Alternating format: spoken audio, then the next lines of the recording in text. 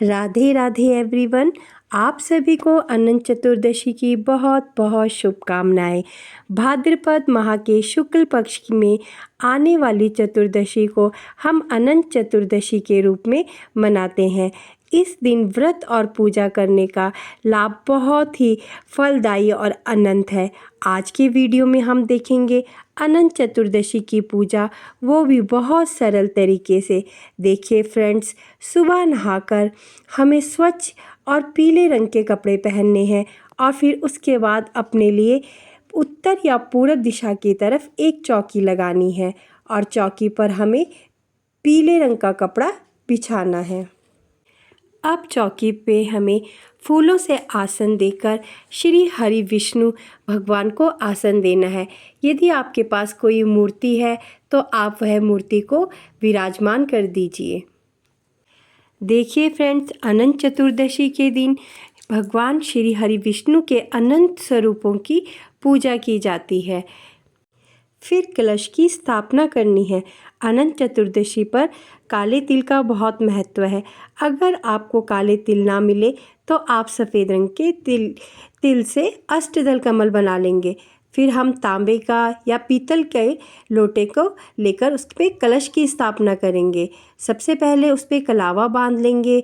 फिर उस पर हम सुपारी, हल्दी की गांठ, सिक्का, काले तिल और पुष्प डालेंगे और फिर उसके बाद हम इसे पंचपल्लव से सजा लेंगे। अगर आम के पत्ते हैं तो आप आम के पत्तों से सजा लेंगे कलश को, नहीं तो आप अशोक के पत्तों को तिलक कर आप उनको रोली चंदन से तिलक करके आप अपने कलश पर सजा लेंगे।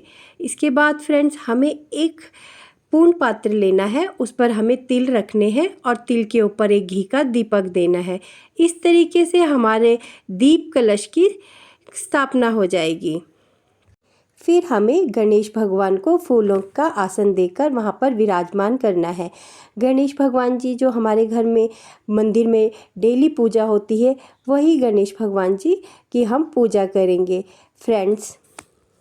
फिर हमें भगवान विष्णु के अनंत स्वरूप को रखना है फ्रेंड्स। अगर आपके पास कोई एक ऐसी फ्रेम या फ़ोटो नहीं है जिस पर शेषनाग बने हैं तो आप आटे से भी शेषनाग बना सकते हैं और उनकी पूजा इस तरह से आज के दिन अनंत चतुर्दशी के दिन भगवान विष्णु के साथ माता लक्ष्मी की भी पूजा की जाती है। फिर दीप प्रज्वलित कर लेंगे और फिर भगवान श्री हरि से प्रार्थना करेंगे, पूजा का संकल्प करेंगे।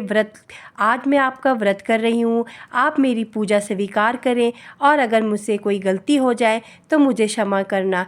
ऐसा कहकर आप फिर थोड़े चौकी पर छींटे देकर आसन शुद्ध कर लेंगे। फिर गणेश भगवान जी को तिलक करेंगे, रोली और अक्षत से गणेश भगवान जी का तिलक करेंगे। ऐसे ही मूर्ति में या फ्रेम में जो भगवान हैं उन सबों का हम तिलक करेंगे और अक्षत से उनका तिलक करेंगे और जो शेषनाग हैं उनका भी रोली चंदन से तिलक करेंगे और अक्षत्र से, और उनकी भी पूजा करेंगे। इसके बाद हम कलश में स्वास्थ्य का चिन्ह बना लेंगे। देखिए फ्रेंड्स, आज के दिन अनंत चतुर्दशी के दिन गणपति जी की पूजा करने का विशेष महत्व है, क्योंकि आज के दिन ही गणेश जी का विसर्जन किया जाता है, इसलिए गणेश जी की पूजा की जाती है। सबसे पहले गणेश भगवान जी का तिलक करेंगे, उन्हें वस्त्र स्वरूपी कलावा और जनेऊ समर्पित करेंगे, दुर्वा घास समर्पित करेंगे, लाल रंग के पुष्प समर्पित करेंगे और ऐसे ही पुष्प हम कलश में, दीप में और शेषनाग में भी समर्पित करेंगे। इसके बाद श्री हरि विष्णु भगवान को अगर आपके पास कोई पुष्प की माला है तो आप उन्हें वहाँ समर्पित करिए। देखिए फ्रेंड्स, इसके बाद आपको अनंत टोरा बनाना है। अनंत टोरा जब हम बनाते हैं तो उस पर 14 गांठ लगाई जाती हैं। इसे आप कलावा से भी बना सकते हैं और किसी रेशमी धागे से भी बना सकते हैं। हमें कलावा का भी पूजन करना है, तिलक करना है और उनमें पुष्प समर्पित करने हैं।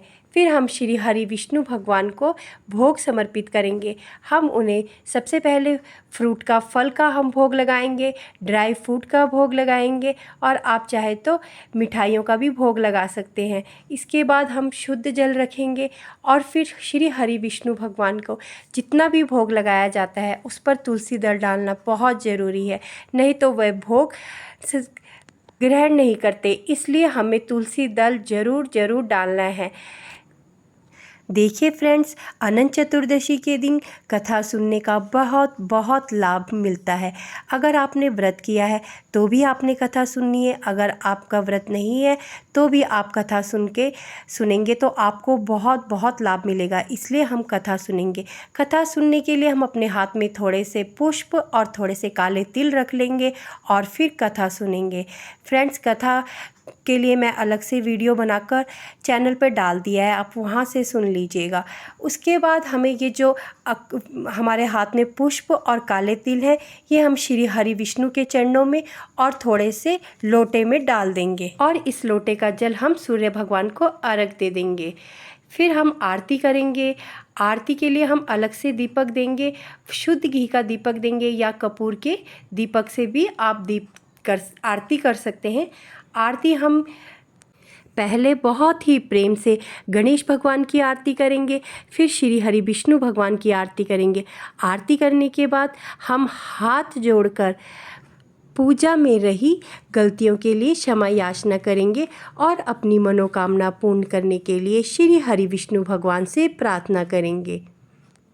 फिर यह जो लोटे का जल है ये हम सूर्य भगवान को अर्घ दे देंगे और जो ये भोग प्रसाद है ये परिवार के सदस्यों में बांट देंगे। इस तरह से सुबह की पूजा होगी और फिर जो हमने अनंत डोरे की पूजा करी है उसे हमें आज अपने हाथों में पहनना है, यानी अनंत चतुर्दशी के दिन पहनना है। महिलाएं इस डोरे को अपने बाएं हाथ में और पुरुष अपने दाएं हाथ में पहनेंगे। आप कोशिश करिएगा कि इसे 14 दिन पहने, नहीं तो आप इसे 14 घंटे ज़रूर पहनिएगा। उसके बाद हम इसे पूजा में रख देंगे और फिर पूजा में ही यह 14 दिन अपने घर के मंदिर में ही इसे हमें 14 दिन तक रखना है। तो यह बहुत ही लाभकारी है, इसे पहनने से हमें बहुत लाभ मिलते हैं, अनंत लाभकारी है, इसलिए यह डोरे का बहुत महत्व है। फ्रेंड्स, इस तरीके से हमारी अनंत चतुर्दशी की सुबह की पूजा हो जाएगी और फ्रेंड्स, जितना भी भोग प्रसाद हमने श्री हरि विष्णु को समर्पित किया है ये परिवार के सदस्यों में बांट देंगे और जो जल का लोटा है ये हम सूर्य भगवान को अर्घ दे देंगे।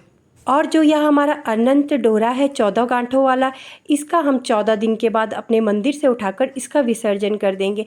विसर्जन हम अपने घर के गमले में ही कर सकते हैं और इसके अलावा हमारे घर के पास में कोई पवित्र नदी है वहाँ पर हम इसका विसर्जन कर सकते हैं, नहीं तो घर में ही मिट्टी में ही गमले में ही आप अपना इनका विसर्जन कर सकते हैं। फ्रेंड्स, इस तरीके से हमारी अनंत चतुर्दशी की बहुत ही सरल पूजा विधि से हमारी पूजा हो गई है। फ्रेंड्स, अगर आपको मेरे वीडियो पसंद आ रहे हैं तो आप मुझे लाइक करें, मेरे चैनल को सब्सक्राइब करें और कमेंट ज़रूर करें। ओम नमो नारायण। राधे राधे।